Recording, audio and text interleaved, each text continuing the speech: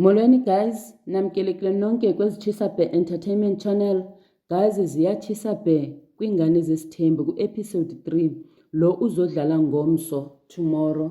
Yebethunana uMpumelelo Mseleku usurprise uVyokazi umama womntana wakhe wokuqala. Uzise enye igirlfriend engamxelelanga umama womntwana wakhe. So uVyokazi njengoba sele ezibiza ngomomkhulu uthi uMpumelelo urongo ngokuzisa igirlfriend yakhe xa ezombonisa indlu. uVyokazi ucele uba uTilero yile girlfriend ke ezisiwe nguMpumelelo akhe abaphe ispace kuba ebefuna ukubuza imibuzo kuMpumelelo yezinto angazithandiyo. Ubuzile ke uVyokazi emveni kokuba uTilero ephumile uba uTilero uhlala apha kwakho na. Wathi uMpumelelo no, ufikile njengoba nawe uqhele kufika.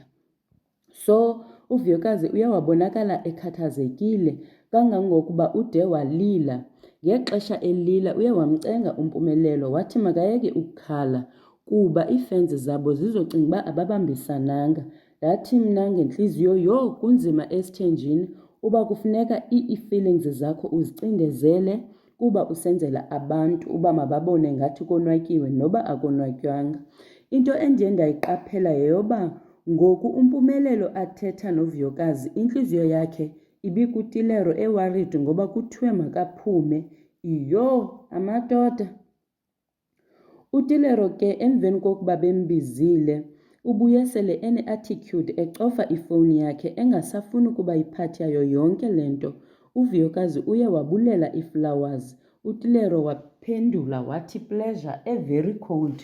uVyokazi wathi hayibo, wacofa ifowuni kanti waphendula nge-attitude embi wathi sizojongana emehlweni. Ndatsho ndathi kwatshapha asoze udibanise amantombazana amabini endlini eyodwa besele ucinga uba kuzoba khona iphisi. Never. Kwa uMpumelelo utsho ngomlomo wakhe wathi sekushube kakhulu. Uthi iyatshisa intsimbi manje uyibamba eyidedela. Uthi kodwa ngoba kuthiwa isosha lifela empini naye uthi uzofela khona esithenjini. Bethunana sinzima isithembu inene sesabathile. uTilero into emenze wangathandwa ngabantu yi-attitude yakhe.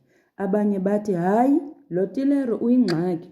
Khona uyinikwe ngubani imvume yoba avule iiflowers zikaVuyo? Kuthiwa into amakayazi uVuyo noMpumelelo kudala bethandana bobabini. Uba uze nale attitude yakhe makaphume aphele, kutsho iifenzi zikaMpumelelo. It is what it is, guys. Enkosi kakhulu ngokundijoyina. Please share your views on comment section, like and subscribe. Bye.